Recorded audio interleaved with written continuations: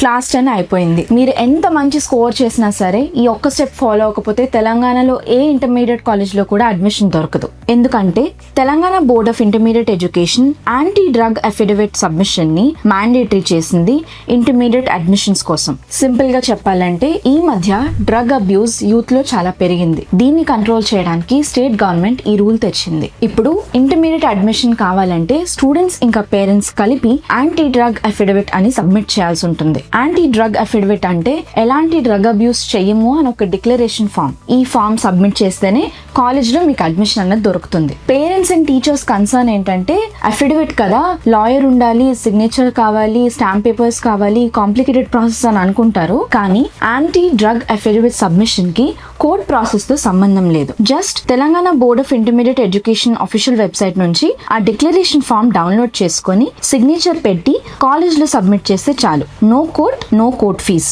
అలానే ఇంకొక విషయం ఏంటంటే మీకు ఇంటర్మీడియట్ అడ్మిషన్ కోసం ఏ కాలేజ్ అయినా సరే అడ్మిషన్ టెస్ట్ అన్నది కండక్ట్ చేయకూడదు. ఇంటర్మీడియట్ అడ్మిషన్ అన్నది ఓన్లీ మీ 10th స్కోర్ లేదా మీ 10th CGPA బేసిస్ మీద మాత్రమే ఇవ్వాలి. పేరెంట్స్ గుర్తుంచుకోవాల్సిన ఇంకొక ఇంపార్టెంట్ విషయం ఏంటంటే గవర్నమెంట్ రికగ్నిషన్ ఉన్న ఇంటర్మీడియట్ కాలేజెస్ లో మాత్రమే జాయిన్ చేయండి. గవర్నమెంట్ రికగ్నిషన్ ఉన్న కాలేజెస్ లిస్ట్ TGBI వెబ్సైట్ లో ఉంటుంది. ఇంకా యాంటీ డ్రగ్ అఫిడవిట్ లింక్ కోసం లింక్ అని కామెంట్ చేయండి. Will share it with you directly.